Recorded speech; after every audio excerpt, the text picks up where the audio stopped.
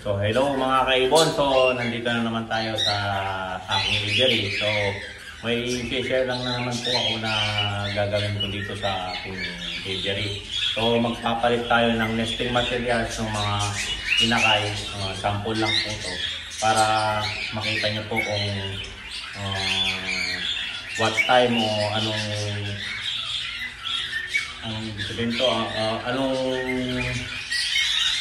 weeks na ako magpapalit bago pagkapisa simula hanggang ngayon. So ito papakita ko sa inyo yung aking mga kaibon, makikita nyo dyan.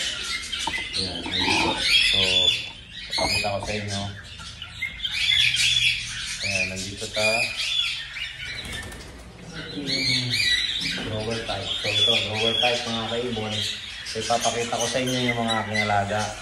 So ayan, ganito po ako magpalit. Hindi ko alam kung 2 to 3 weeks tong mga inakay. So ganito, makikita nyo naman madumi na yung nest nila lalagyan. So ayan, hindi ko alam kung 2 to 3 weeks to yung mga inakay. So ganyan ako magpalit, ganyan, tignan nyo na lang yung mga size nila. Ayan, ganyan ako, nagpapalit na ako para at least yun ay hindi sila magkaroon ng bakterya. So kung nakikita nyo yan, ikukan muna natin, magpapalit tayo. Papalit tayo ng nesting material. So ipapakita ko rin sa inyo, i-ice muna natin itong mga inakay para hindi sila ma-stress. So balikan ko kayo. Yan mga kaibon, natanggal na yung mga inakay dito, lilinisan muna natin at ayusin, lalagyan natin ng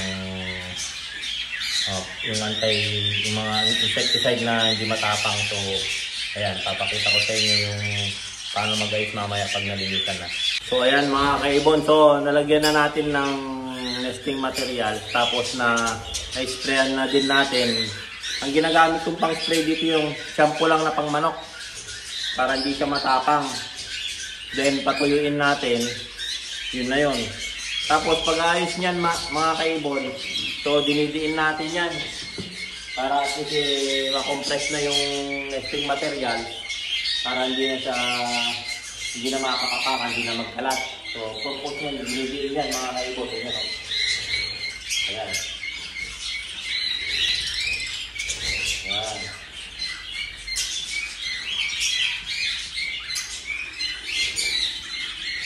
Para hindi na sila magkalat. Halimbawa nagka-poop sila, hindi na, kumbaga, na-compress na.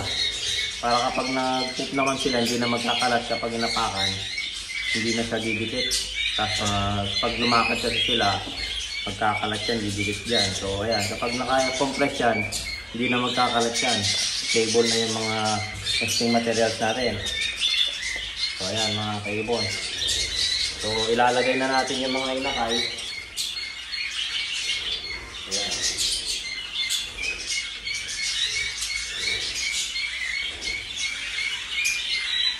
So ayan mga kaibon. So ilalagay na natin sa ganyan lang po pag-aayos ng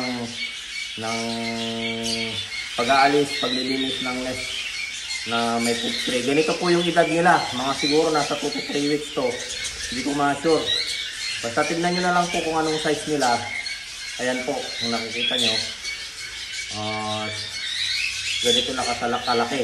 Yan mga kaibon. Mga mutation pala nito, mga double factor na RS line, follow line.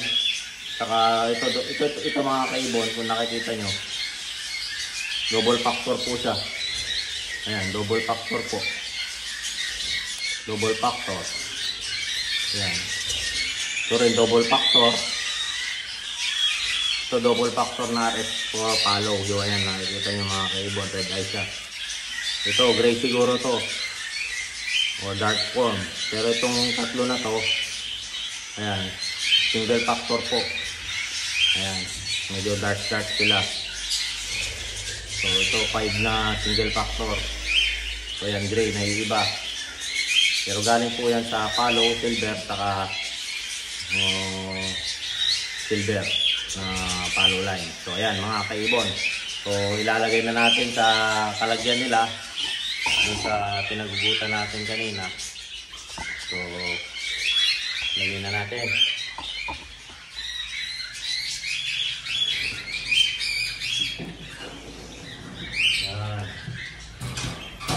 So ayan mga kaibon. So maraming salamat po sa nanood sa aking video, na maraming salamat sa inyong lahat na panonood. So ayan mga kaibon, na-share ko naman po yung pagpapalit ng nesting material sa nest box at paglilinis. So ayan mga kaibon, yung gamit kong pang-spray po para sa mga insekto, yun yung shampoo ng manok. So kahit anong shampoo ng manok, yun po yung ginagamit ko para po hindi matapang. Yun lang po.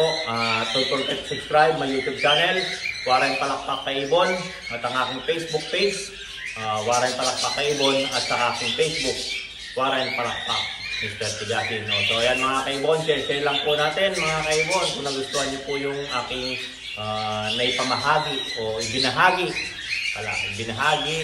na aking experience o paglilinis ng aking nest box na may sisig. So ayan, hanggang sa muli mga kaibon, paalam!